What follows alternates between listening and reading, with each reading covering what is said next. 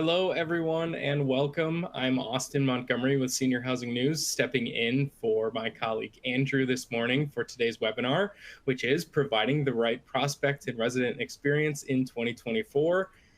I am joined by a wonderful slate of panelists. I'll introduce them here in a second, but just a few housekeeping notes. The PowerPoint that we are going to go through today will be available for download. Just one note, though, it is more of a conversational webinar today. So if there are detailed points you need to follow up on, we can definitely connect you with one day after our conversation. And there'll also be a Q&A section. If you would like to ask questions throughout our conversation, please feel free to do so by putting those questions in the Q&A chat, and we will monitor those as we have our conversation. And as always, this webinar will be available for on demand for also through Senior Housing News and also the behavioral health business website. So we have lots of platforms that we're able to have this if you miss anything or need to step away. And now I'm joined by a great slate of panelists. With me is Clint Lee, who is the CEO and co-founder of One Day. And One Day offers solutions to many industries, including senior living, offering a user-friendly video platform, empowering organizations to boost efficiency, but also drive occupancy like never before. And Clint is joined by Sevi Petrus, who is the CEO and co-founder of Priority Life Care. Prior to entering the senior living industry, Sevi had a successful career in investment banking, where she shifted her focus towards affordable and publicly funded sector of senior housing in 2009. Priority Life Care has become known for its third-party management partnerships, offering a range of services for older adults across independent living, assisted living, and memory care communities. And joining Clint and Sevi on our screens here today is Debbie Ray Peters, who is the Director of Property Marketing with Rose Associates. And Rose, as a director of marketing, Debbie is responsible for the branding, lead generation, and online reputation and resident engagements of all properties in the Rose Property Management Group portfolio. And she leverages her previous experience at Avalon Bay, Aimco, Roseland, Greystar, and Beam Living to implement creative and cost-effective lead generation strategies that drive results and enhance the leasing and living experiences of the residents. So really excited to get all three of these great panelists talking with me today. And we will obviously dive right in here. During our session, we will discuss kind of the right experience for prospects and residents, because as we know, in the last several years, the senior living prospects and the resident expectations that those prospects have really changed dramatically. And as an operator, kind of ensuring that you're providing the right experiences has become increasingly more difficult.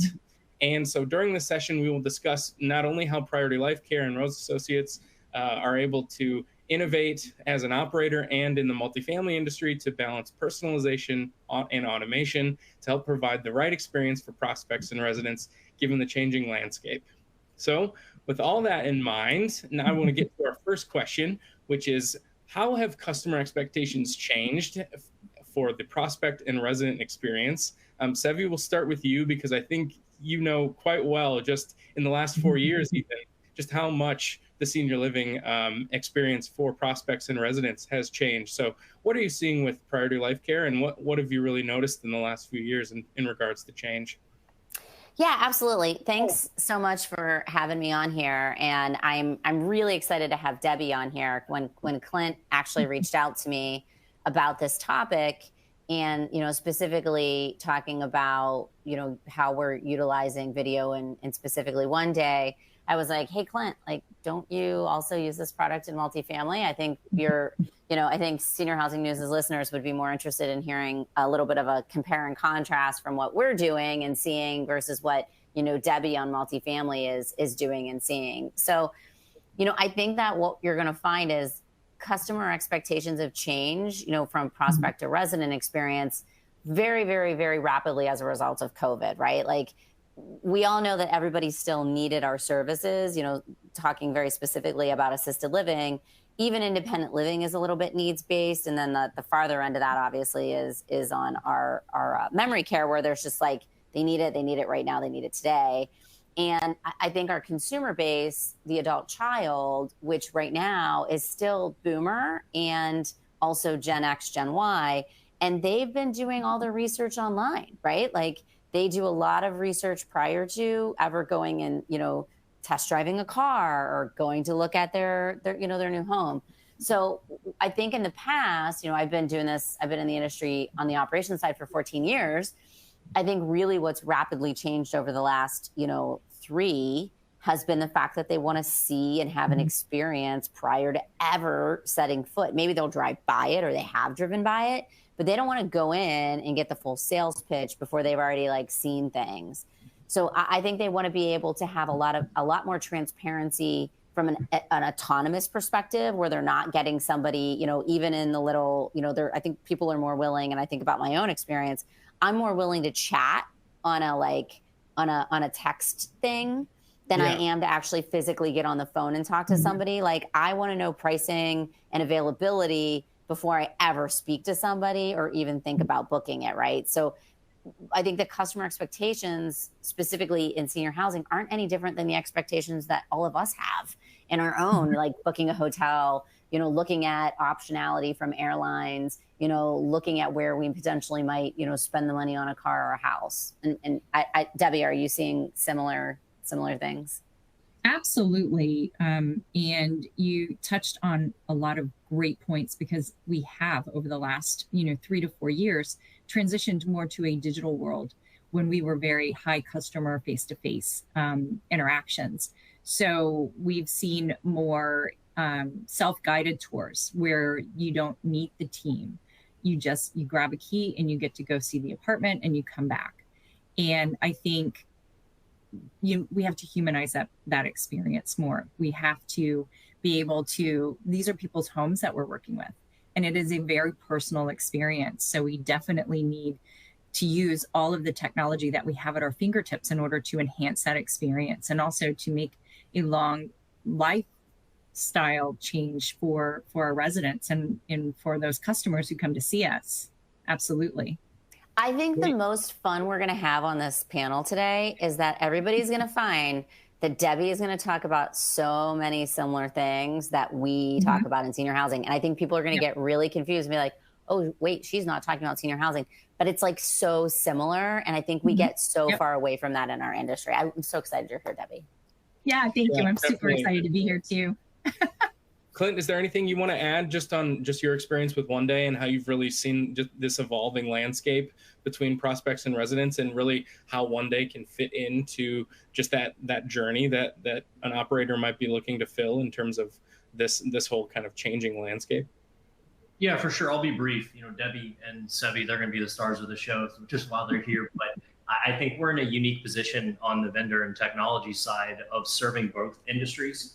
And from a hospitality and real estate, there's so many similarities that we see in the prospecting and resident experience around the challenges. And I think it comes down to the teams are challenged from a workload standpoint and a staffing standpoint, and they have to figure out how to become more efficient while still keeping the experience human to human. And that's a challenge. And so I think that is something everybody is looking at technology to say, is there a silver bullet? What can we do? And that's where I would say kind of the current, what we'll be covering today. Great, thank you. We'll go to our next slide here. And this is just discussing prospecting tips to kind of maintain efficiency while also getting to what we just talked about, humanizing the overall experience. Debbie, we'll let you start here. Do you want to just maybe chime in just from your perspective in the multifamily space? Because like Sevi said, I think there's a lot of crossover between the multifamily industry and the senior housing industry when we get towards to talking about some of the real estate side. So, but within your experience, do you want to just talk about how you really look to maintain that efficiency and also make sure you're not losing sight of what you had mentioned about humanizing that whole experience? Oh, absolutely. And, shopping has become digital. We're looking at reviews. We're doing all of the research online. We're being inundated with a lot of different listings. And part of it is the people have been almost taken out of it because of that. So what we've been doing is we get our leads in our system, and we have our leasing teams send a nice video saying, hey, we noticed you were interested in our apartment community. I just wanted to put a face to a name. Hi, I'm Debbie. Love to see you come to our community. I know we have the perfect apartment home for you. And we do the same thing when it comes to confirming the appointment, just letting the person coming in know, hey, you're going to be meeting with me. And I just think it warms up the experience and creates a sense of welcoming to the person who is coming to tour the community. And then we do the same thing with people who have toured the community, saying, hey, I noticed you really love our dog run. I know that, your dog Sebastian is absolutely going to love it here and meet a lot of friends. Here's just a reminder. Here's a video of the dog run, so you can show Sebastian the dog run. And there's just some fun ways and creative ways to show off the personality of the community, whether it's before or after the tour, that really kind of makes that connection with the customer and the community itself. Thank you. And just Sevi, for you, I know some of these themes were things that we talked about even last week at our Sales and Marketing Summit, just about making sure that you're personalizing experiences. And that gets to, I think, the heart of what it means to humanize the whole senior living experience, because that is such an emotionally charged time. So just from your experience with Priority Life Care, what are you seeing in terms of how you try to balance efficiency while maintaining kind of that personal and humanistic approach? I think one of the most important ways to make sure that there's a humanistic approach is to make sure that you understand your audience. If you want your sales pitch to land, you better know who it's going towards, right? And because I think there's nothing more annoying than, the days when we will be watching television and an ad, here you are, you're like, an adult, and you're like, why are they showing me an ad for like some kid's toy? And I think like that's a lot of what, whether it's a video that you're using that is, preloaded and getting out on social media, like understanding who the video is targeted towards and who that audience is going to make somebody feel like it's more specific for them. And it's not like you're directly, giving them that sales pitch. I think that it's something that's more humanizing for me is where I'm feeling like I'm being educated versus where I'm being sold. Yeah, I think, and that's just another similarity, I think, is to really have the perspective to step back and realize how the brands are being perceived, or our sales efforts are being perceived from the public perspective. That's something I think a lot of senior living operators have really thought about in recent years, because of kind of having to make that drastic needs-based switch to digital because of the pandemic, but really kind of reeling that back in and really kind of still making it personal and bringing it home to make those strong connections as you stay within that journey. So really, and one day makes us the ability for us to be able to create something that's professional and it's within our boxes. So you can create something that's very individualized, but it's not too long. It's not just some random video that's like, from your iPhone, and you can't really give the parameters to the individuals at the community level that we're, from a corporate perspective, asking them to create. Thank you. Appreciate those insights as always. And I'll get to our next slide. Clint, if you want to add in any point here, just holler at me and we'll get you in here. But otherwise, I'll stick with Debbie and Sevi as our. We're trying to be Clint's salespeople here. We got him. We got his. We know it. We're his easiest ones to do it. Right. Debbie and I decided, since it's International Women's Day and Women's Month, we'd just talk for Clint.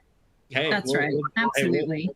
We don't mind that at all. And now I think one of the other things that we've seen recently in the industry, and it came up again last week at our sales and marketing conference, was the importance of video and just how that can help with driving online inquiries. And I think there's a lot of similarities between some of the things that we're seeing, not only in this presentation, but just in general across the senior living landscape right now. Just Sevi, we can start with you here.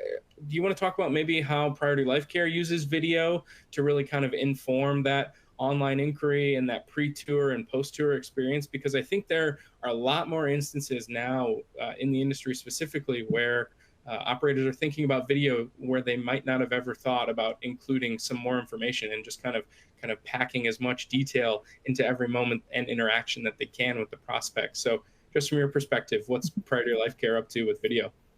Yeah, so Priority Life Care, we actually have a lot of expectations that are relayed to each one of our sales directors at the community level in terms of, hey, this is how we're going to measure your success, right? If your goal is to fill a building or get to a certain occupancy, you know, it's really a science. It's not an art, right? And there are tried and true things that you can do, and they're measurable, like if you do these things. And one of the things that we require our salespeople to do is very specifically to utilize these videos. And obviously we use one day, but the videos that we use and what we're requiring our salespeople to do are a few different things. So one, they have some certain ones that they've done just at the community level. You know, they're ones that they can use for anybody prior to. They're ones that they can use post to say, hey, here was a video of the model room we looked at. This is a video of, you know, the dining experience, or just, you know, a short kind of clip of the building itself.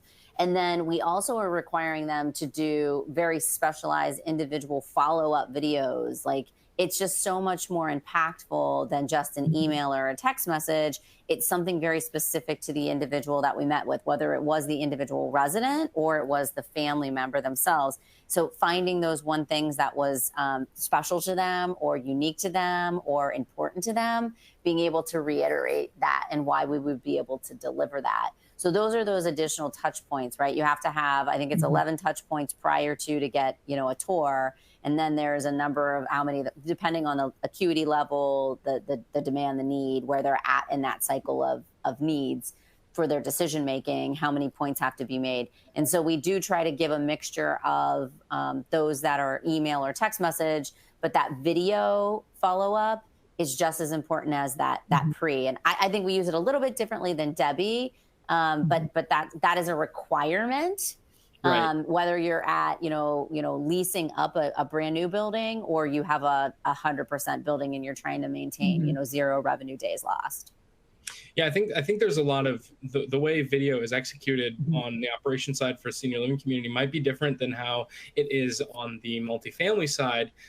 But I think there's still a lot of similarity in how that draws in the people that you're really trying to interact with, because of just how immersive the video experience is. And we all know if you spend time on Instagram or YouTube or TikTok, it's all condensed into 30 seconds or less. And so we know just how important it is to have those insights. So Debbie, in your world, how are you really looking to use video and also engage with prospects and just kind of that experience in terms of just from the multifamily perspective? Absolutely. And Sevi, when I get off this call, I am making it mandatory too, because I do think that it's so impactful, and it just gives people or customers the visualization of living at the community and the lifestyle that can be had, and also just the level of customer service. For our team members to be able to take the time to make these videos to say, hey, we really want you as a resident to live here, is, as you stated, was so impactful. And so yeah, I'm taking that back with me. Thank you. I'm so glad I have one thing for you to take back, because I have like 20 for our team. Awesome. Mine, I think one of the things that I've seen, there are 3 key steps where there's a lot of similarities with multifamily and senior living, where we've seen video be really impactful. Because you're right, there are a lot of differences in the prospecting sales cycle, and but from an experience standpoint, video is a powerful vehicle to build trust, educate, form a connection, and humanize, right? And so what we've realized is 3 key components is when that online inquiry comes in, pre-tour to decrease abandonment rate and increase attendance to tours, and then post-tour. And what I've seen multifamily really take and run with, that we're starting to see senior living lean into a little bit, is the use of evergreen videos. And what I mean by that is, rewind 6 or 7 years ago, we launched in 2017 senior living specifically. It was very personalized, heavy one-to-one videos, and that's still a bread and butter, like Sevi said, as a post follow-up of a tour, showing what you learned about a customer or prospect, and showcasing the things that your community has to offer via video in a personalized way. There's nothing better in the experience from what we've seen. But I've seen multifamily, because they were already moving to that digital experience. It seemed like maybe a couple of years ahead of time, lean into creating a video that can be used, that feels hyper personalized, but isn't, for an online inquiry. Like Debbie said, when that inquiry comes in, they record one video and it says, "Hey, I'm Clint. I'm the leasing coordinator here at One Day in Dallas. I just want to introduce myself, put a name with a face. Here's a little sneak peek of our property. I heard you're interested in coming and touring." At the end of the video, there's a link to book a time that works for you. If you want a self-guided tour, if you want an in-person tour, you let us know. We're excited to meet you. And just recording that once and being able to reuse that for inquiries, and working smarter, not harder, that's something that I think you're seeing senior living lean into. And it's not as much of like, hey, I have a video tool. It's what are you doing with that video tool? What is your strategy? Because I think you're not seeing a ton of pushback from the market. And I could see why video would work in the sales process. It's the pushback is, how do I get my people to use it? And I think if you're very prescriptive and you balance evergreen videos for your pre-tour, and the same thing with that, I book my tour and I have it in the next 24 hours. I make that video. It doesn't have to be personalized. It can be, hey, it's Clint at One Day. Here you have a tour in the next day or so. I'm super excited to meet you. I just want to put a name with a face. I know the microphone, it may be loud out here. I'm standing outside. I just wanted to show you where you're going to park when you come into tour, because this is a big campus and it can be a little bit overwhelming, right? I'm going to walk in through the front door and here's Clint. You can grab your cup of coffee at the front desk. And I can't wait to meet you. And that right there, you can send pre-tour and you can see when they engage in it and do they respond. And where that's starting to help decrease abandonment rates and get people comfortable coming in. And instead of that awkward meeting where they don't know who they're meeting, they haven't seen them, they've just seen a phone call and an email, and it's the awkward handshake and you're trying to figure out if it's the right place to live. They've seen your face, there's trust, and they establish it. But you make that video and you redo it maybe once every 60, 90 days. But from a sales activity standpoint, that's a dream, because you can go in and create that video, whether you're doing it on your own or with us. You can go and create that video and use it, and reuse it for future. And then the post-tour, I'd still personalize. But those three steps we're seeing be absolutely beneficial in both markets. And it's just working a little bit smarter than we have in the past, of trying to get your sales reps to make videos all day, every day, because they have other things they're going to do. And that's just not going to be successful. Yeah, Clint, I think that gets to the whole heart of being efficient, right? Of being able to have these videos at the ready and to be able to use them in a way that helps a salesperson's experience and really helps them get their day-to-day to be a bit more organized in terms of knowing what their expectations are, because as we know, there are more expectations on sales teams than ever before, I think.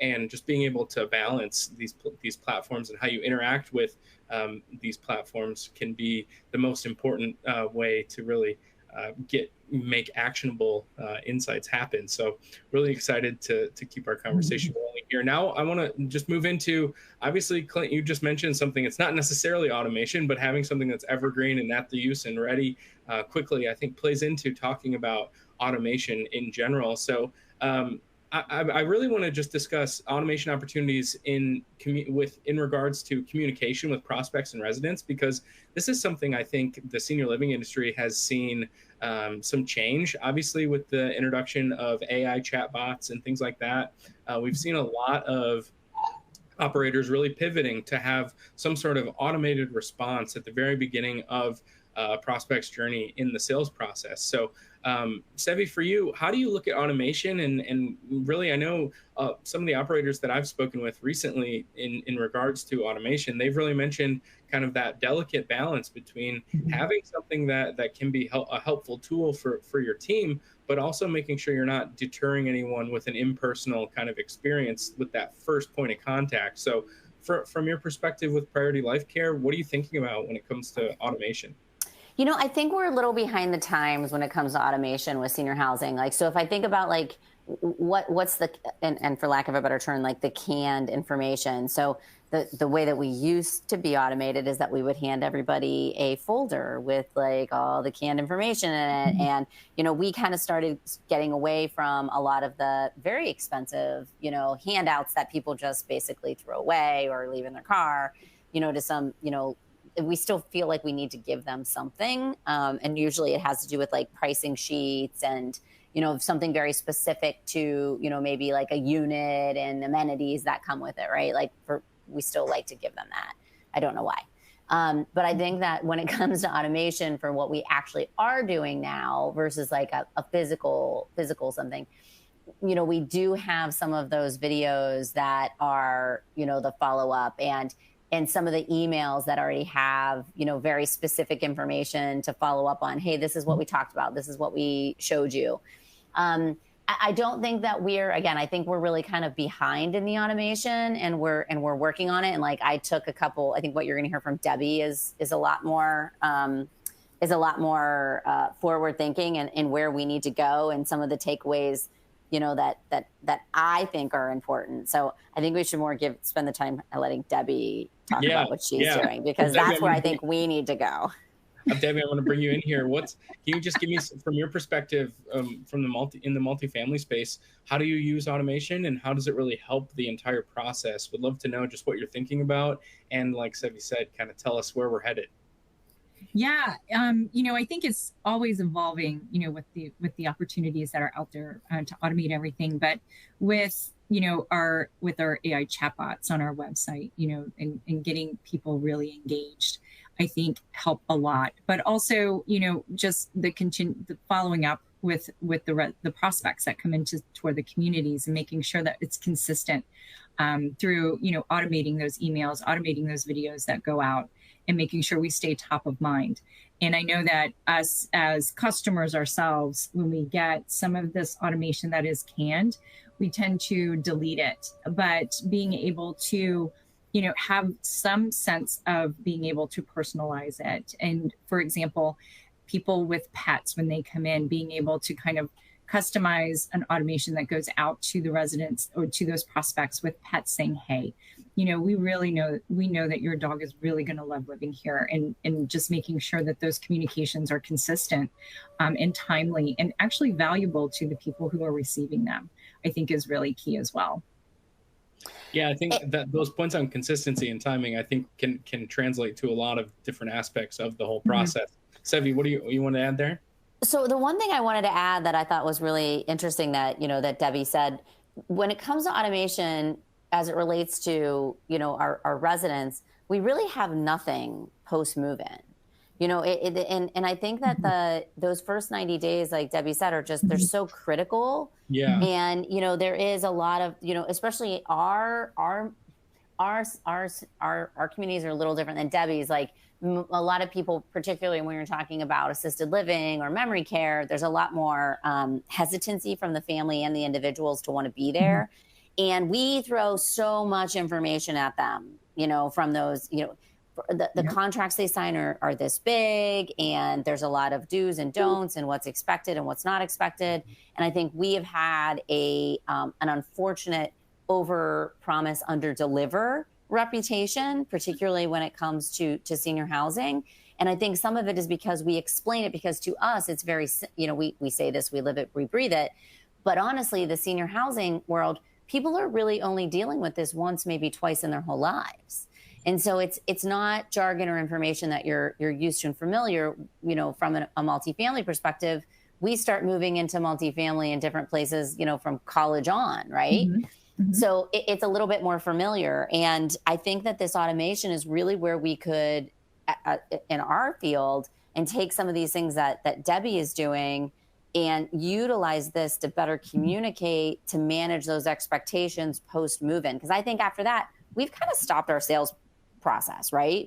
We're now just communicating directly with the family member. We're just communicating directly with the resident. We're passing that information on verbally. Maybe we have a newsletter, maybe we have a follow-up email, but it's more related to those pieces. And I think like that is where we could tremendously increase satisfaction by utilizing that post that move-in.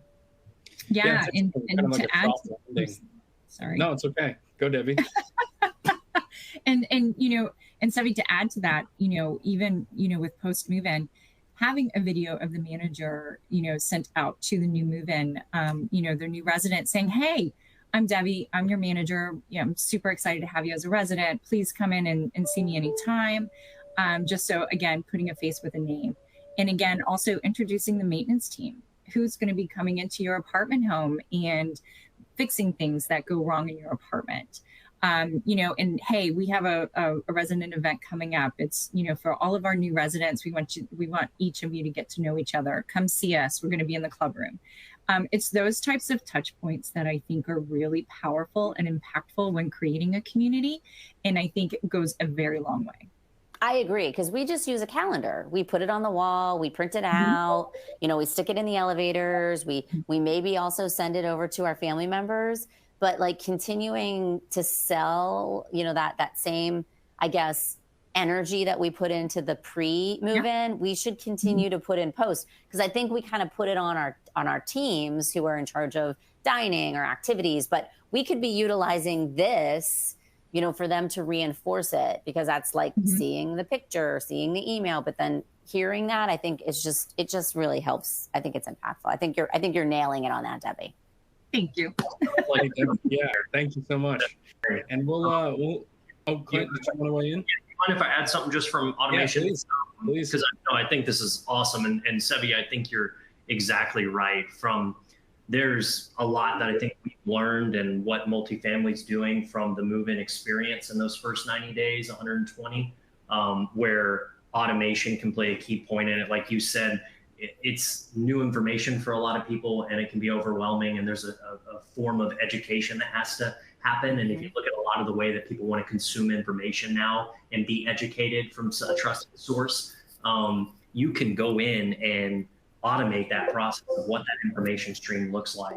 And when that video, goes out on the first week of move-in, a message from the executive director, right, that says, hey, it's move-in week, you're here, we're so excited you're in this community. Have we met your expectations? Do you have any feedback for you? How can I help, right?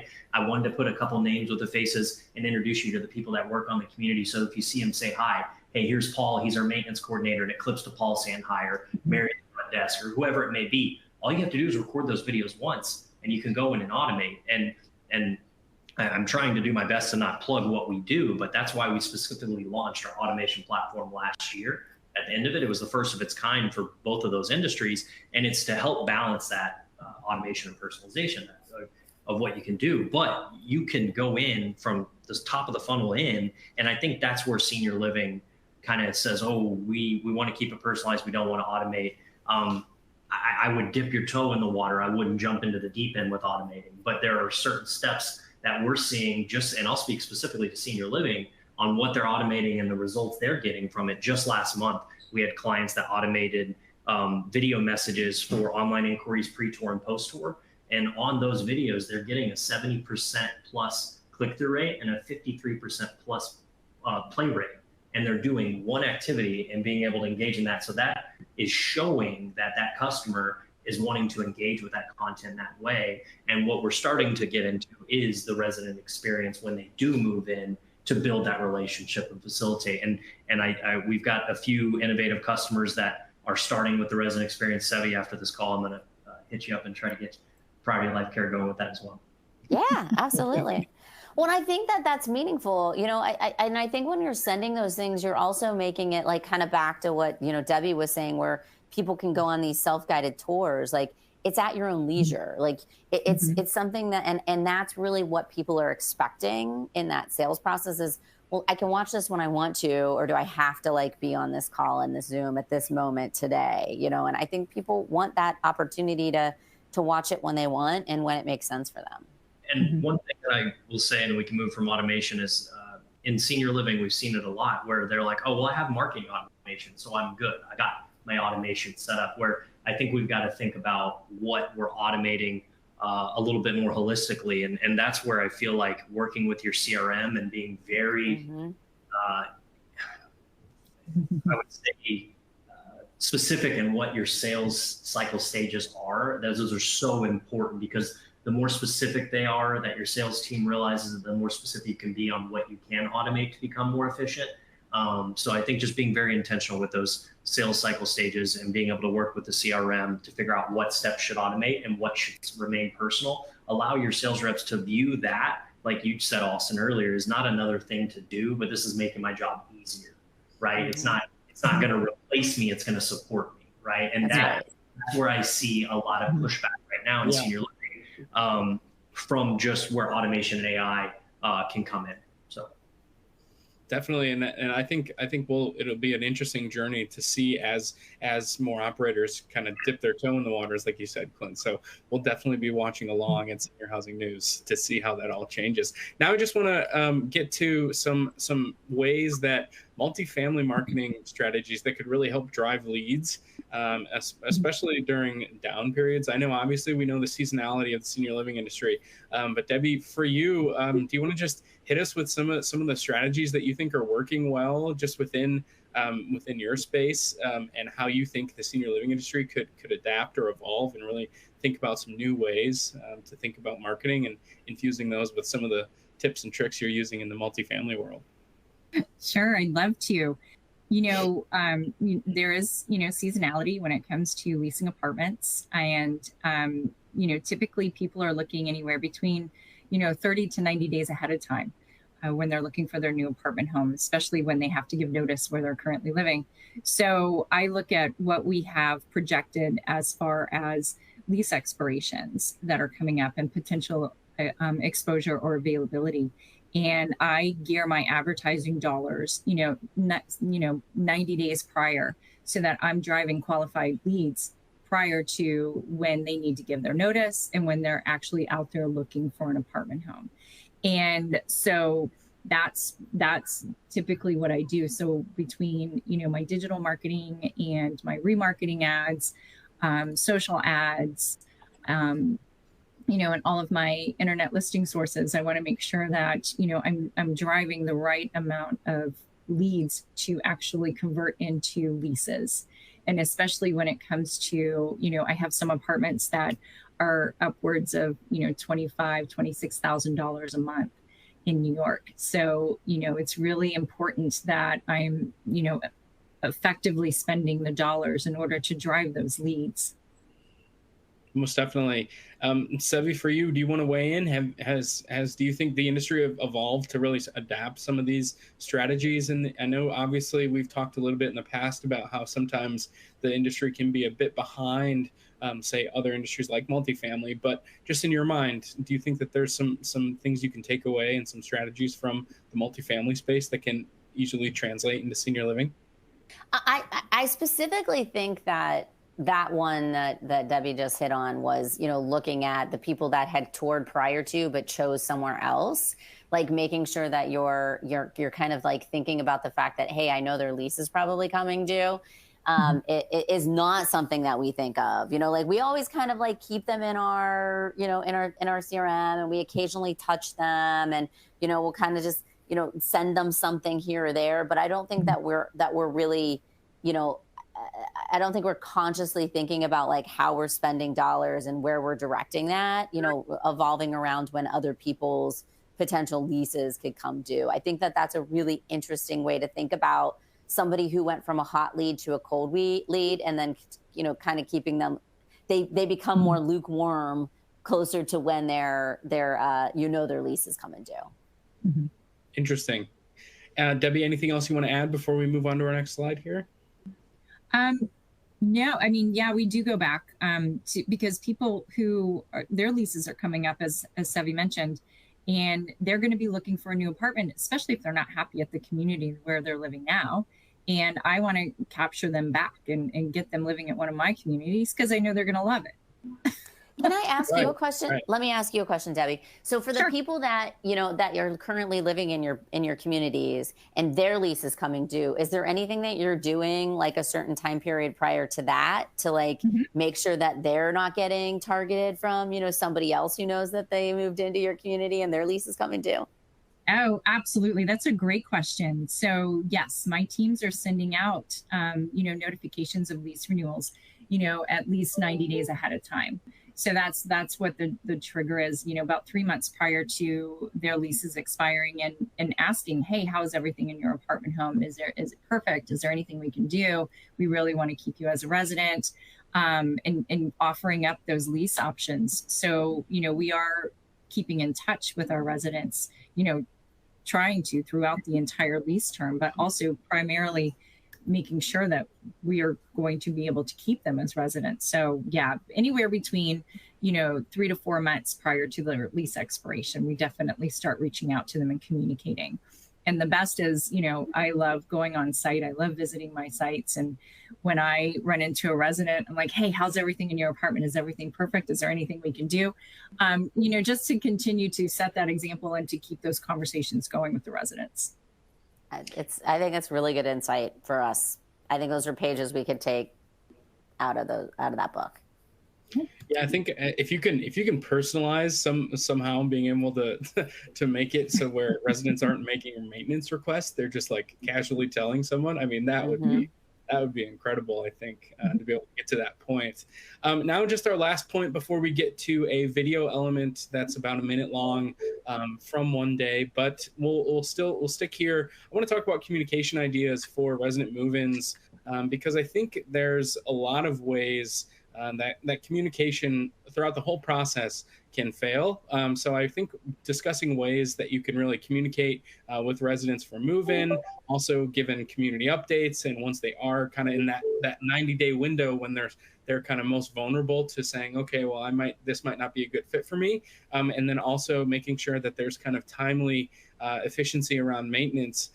Sevi, just for you, do you want to start off maybe just talking about some of the ways that communication has really guided your sales process, and really how you have your teams really make sure that they're engaging with residents throughout the whole journey of the process and not just to move in?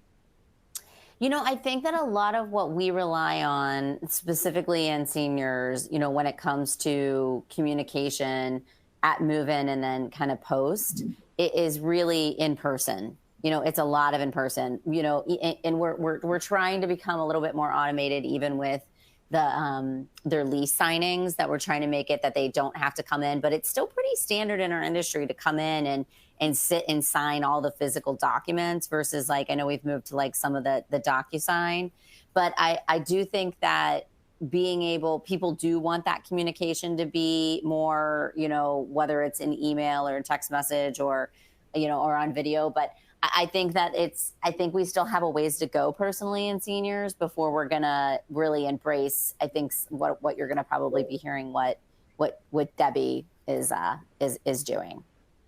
Right. Debbie, just from your perspective, what's communication like in the multifamily space when you're thinking about residents moving in, but also kind of that day-to-day life of the things you had mentioned when you're on site? Do you want to just talk about just the ways you keep those communication channels open and how you really can facilitate that? Yeah, no, absolutely. We do have resident apps. So we do have the texting function. We do have email functions, so we keep in touch with our residents as much as possible with any kind of notifications that we need to make as far as any upkeep to the building, but also just welcoming residents as they come in with their moving gifts, with move-in emails, and introducing them to the team, resident events. And while some of them are text and some of them are email, we also want to do the videos as well, just to put a face with a name. And because when somebody moves in, they don't necessarily meet everyone on the team. Right. So we want to, again, personalize that experience and make sure that they feel like they're part of the community. Yeah, I think it's all about that. And I think even that translates to senior living as a no-brainer of trying to maintain those personal connections throughout the whole process, and not just once there's a move-in. Sevi, anything else you want to add before we play our video element here, just on communication and just kind of how you really communicate once a resident has moved in? Are there any things that you found that are working well? Anything you want to highlight before we move on? Again, I think we've really just relied on, we post things in the community, we put them in their mailbox, we go to them directly. And then I think we do a little bit more with the family members where we'll email it or we'll call them. But I think that there's a lot of opportunities with automation or utilizing video to kind of, I don't think we're going to ever get away from that as the main form of communication in our communities, just because of the nature of what we're doing and who the residents are. And obviously there's a lot more common space than there is, a lot more like just staying in your units than there are in your typical senior housing spaces. But I do think that at least for the family members, we could be definitely taking the pages out of Debbie's book to help them know and communicate, because we're going to be communicating directly. And if we get to see them, we can be like, oh, hey, did you see my video? Or did you, you know, get my email? But I think that's a way to reinforce it, particularly with the adult children. Yeah, that's a really good point. Austin, I'll add one thing, and I think this is a nice unintended benefit of senior living leaning into this is I think as salespeople, marketing, property managers, executive directors, whoever it may be, finding a reason for that touch point that's going to provide information to that family member, that adult child, or that resident that's helpful and meaningful is always the name of the game when they moved in at certain things. And that really gives you a reason to give them information that is helpful in a way, so they see you as a trusted resource. So I think that's a big unintended benefit of being able to curate content that you can send out to them. It's a reason to reach out and see how they are and to know if you're meeting expectations, right? Definitely. Right. All right, and now we will play a short video clip, and then we'll jump back in. And for the last 15 minutes or so, we can take some of the questions that we've received from our audience. So thank you so much for everyone who's asked those questions. We will get to those. If you do have a question, you haven't put it in the Q&A box yet, please feel free to do so, because we will start to go through those now to get our questions lined up for when we come out of the video. I will play that now.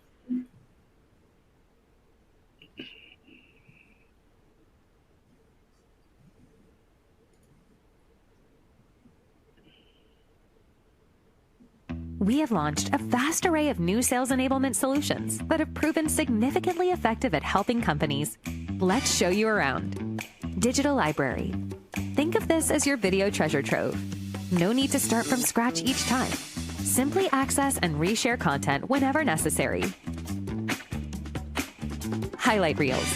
Nothing is better than professional, high-quality video content.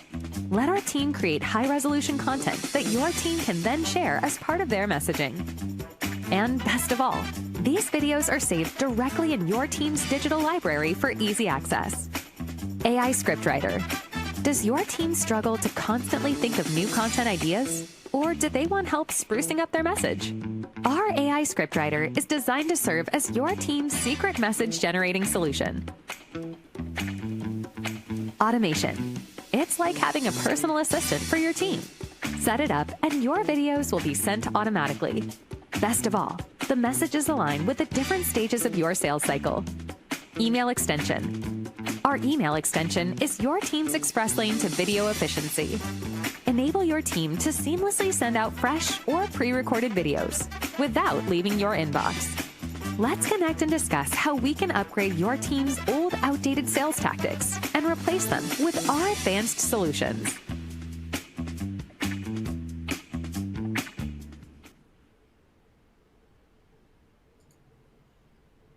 Hey. All right, that was a really great primer, I think. And now, obviously, Clint, is there anything you want to mention here? Just kind of how people can reach you and contact you for after we've had our conversation today. Just real quick, we can get over that, and then we can get into some questions. Absolutely. And then that video was really intended to show over the past year investments we've made in our product to help the challenges that we're talking about today, and the expectations from an experienced and prospect and resident are becoming more challenging to meet. All of these advanced tools that we're talking about are ways that we can become more efficient while still keeping it humanized. So we have video playbooks, we have video strategies, case studies, you name it. If you email me, clint@oneday.com, or you can go to our website, oneday.com, we can send you any information you're looking for, even if you're not a customer. We just would love to see the industry and senior living lean into using video to make their teams' lives easier.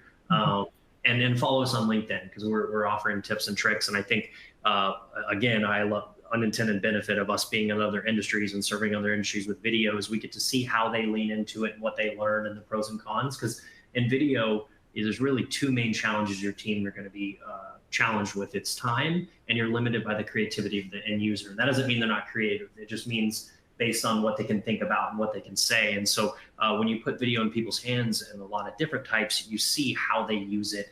And we're trying to take those lessons and incorporate them into our product and playbook for senior living, so that we can still showcase the amazing things that your team members are doing in their communities in an easier way. Awesome. Thanks, Clint, and we really appreciate that. And everyone, if you need that contact information, it should be on this slide in front of you now.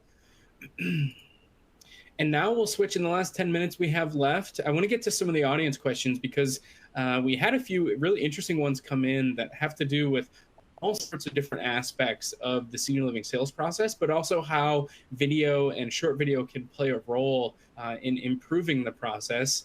I think one of the first questions we had was someone had asked about the challenges around taking video and B-roll when that person sees it, and making sure that they can have that for later use down the road without having to log into the account at the moment they're trying to get that video. So, Clint, do you want to clear that one up, and just how one day really kind of how you can store video there? Would love to know just kind of what could be a solution there.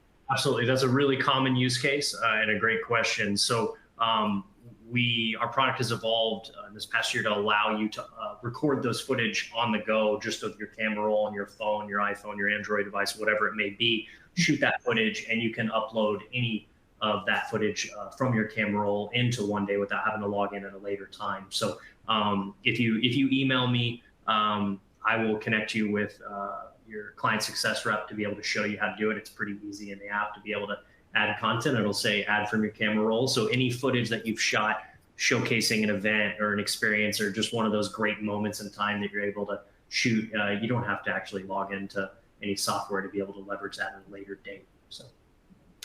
Yeah, I think that's great to be able to have that, to know you don't have to really have that pressure of needing to know when you're logged in, and be able to have that video that you can have it at your disposal at any moment. So really great to hear. Thanks for clearing that up. Hopefully that answers our audience members' question. And now we'll move on to our next one. And I think, Sevi, I want to ask this one to you because it gets to just talking about making renovations to units when a resident is moving in. The person asks, just talking about how that some of the residents maybe want to make their renovations to their units to feel more maybe like a HGTV experience, or do they renovate post-occupancy, or do you not allow modifications in rental independent living units? What's Priority Life Care's stance on that? What do you really do for renovations? Really interested to hear, because I think you have a pretty unique perspective with the middle market sector that you have, and the insights you've really created through that portfolio. But just in your mind, when you're looking at renovations to units, how flexible do you get there, and can you get flexible? What's that really look like for the whole process? Yeah, when it comes to renovations for residents, like if there are things that specifically the family wants, like special carpet, paint, amenities, etc., there are certain things that we do that are part of the, the cost that we will do, like when we call it like turning a unit. But if there are certain things that they wanted to do on their own, as long as they're willing to pay for it, we are happy to accommodate it. We've had times where, we only had a 1-bedroom and they wanted a 2 or 3-bedroom. And so we opened up doors, from, studios to accommodate those. They wanted bathrooms taken out or certain things added in. They're more than happy to do those things at their own expense, of course. Where one thing I do think that I would like to mention that I think is sometimes a misconception is that individuals can't bring their own furniture or things or make their own adjustments or changes to the buildings in their units in assisted living and independent and even memory care. They totally can. It's just not something that's going to be included usually in the price of what we're going to do. Right. If they want something outside of what's there. That's interesting to hear, because I think there's kind of I think it's kind of an opaque area where it's kind of goes operator by operator, and you really don't know until you're at the end of that process of the move-in to what that could be like. So really great insight there. Really if they want to do it, as long as they want to pay for it, we're happy to accommodate it. Right, of course. Now we'll move on to our next question.